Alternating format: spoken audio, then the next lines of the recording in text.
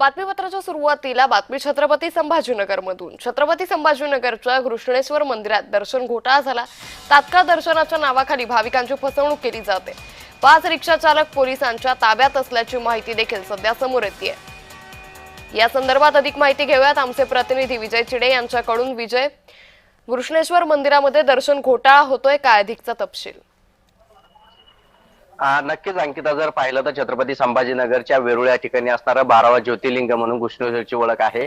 आणि त्यामुळे जर पाहायला गेलं तर परराज्यात या ठिकाणी जे आहे ते विविध भागातून भाविक जे आहे ते दर्शनासाठी येत असतात। मात्र आता या ठिकाणी जर पाहायला गेलं तर आलेल्या भाविकांची मोठी लूट जी आहे ती या ठिकाणी होत असल्याचे आपल्याला पाहायला मिळत आहे।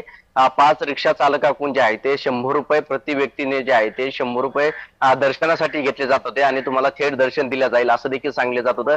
मात्र हे संपूर्ण प्रकरण जे आहे ते मंदिर प्रशासनाच्या लक्षात आल्यानंतर त्यांनी संबंधित व्यक्ती विरोधात जे आहे ते खुलताबाद पोलीस ठाण्यामध्ये जे आहे गुन्हा देखील दाखल केल्याने सध्या 5 रिक्षा चालक जे आहे ते ताब्यात घेण्यात आलेले। कारण त्या ठिकाणी जात असताना रिक्षा चालक जे आहे ते तुम्हाला व्हीआयपी दर्शन करून देतो असं म्हणत होते आणि त्यानंतर प्रत्येक व्यक्तीकडून जे आहे ते 100 रुपये शुल्क जे आहे ते त्यांनी आकारलं होतं। त्यामुळे एका घरातील जर 5 सदस्य त्या ठिकाणी दर्शनासाठी जात असेल तर त्यांच्याकडून 500 रुपये शुल्क जे आहे ते घेतले जात होते। त्यामुळे आता दर्शनामध्ये जो आहे तो मोठा घोटाळा होत असल्याचा पाहायला मिळाला होता। त्याच अनुषंगाने जे आहे त्यामुळे एकंदरीतच आता या पुढे या सगळ्या प्रकरणावर कशा पद्धतीने कारवाई होते पाहावं लागेल। तुर्तास धन्यवाद विजय, आपण दिलेल्या सविस्तर माहितीसाठी।